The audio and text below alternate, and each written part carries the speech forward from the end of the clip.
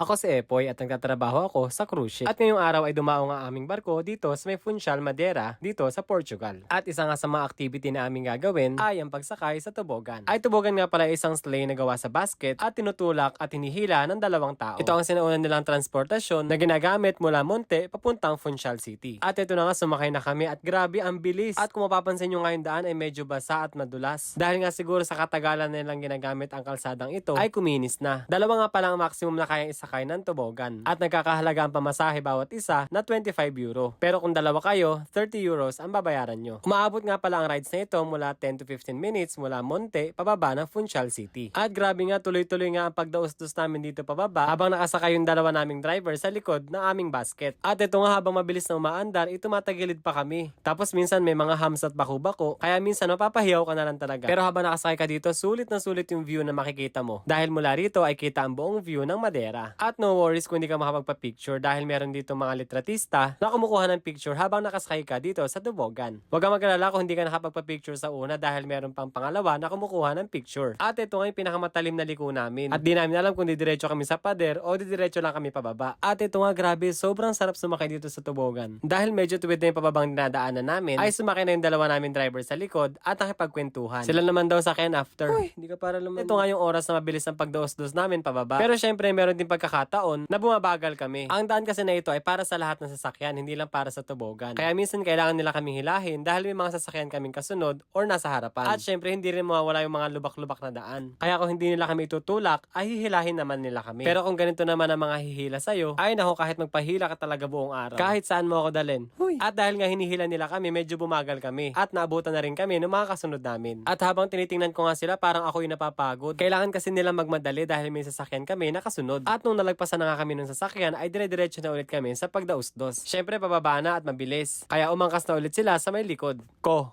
Huy. At lagpas 10 minuto na nga kami nagpapadaos-dos dito sa kalsada, pababa ng Funchal. At dito nga sa parting ito ay medyo napansin ko na maganda ang daan. Kaya medyo bumilis yung takbo namin dito. Ayun, kaway-kaway lang, parang artista. Huy, di ka artista. At syempre flex natin yung mga gwapo nating driver. At pagkatapos nga ng kulang-kulang 13 minutos, ay natapos din kami. At pagdating mo nga dito ay nakaabang na ang mga picture nyo. At pagdating nga, inisip namin kung paano nila ito ibabalik sa taas. Ang ginagawa pala nila ay may service sila na bus para sa mga driver. At meron naman silang isang truck na sasakyan ng mga tubogan pabalik sa taas. At ito nga yung service na sasakyan nila pabalik sa may taas. O diba nakasakay na rin yung mga basket. Sobrang saya nga na experience na to. At kung makakapunta kayo dito sa Funchal, Madeira, dapat nyo ring subukan to. O hanggang sa susunod ko na video, ingat!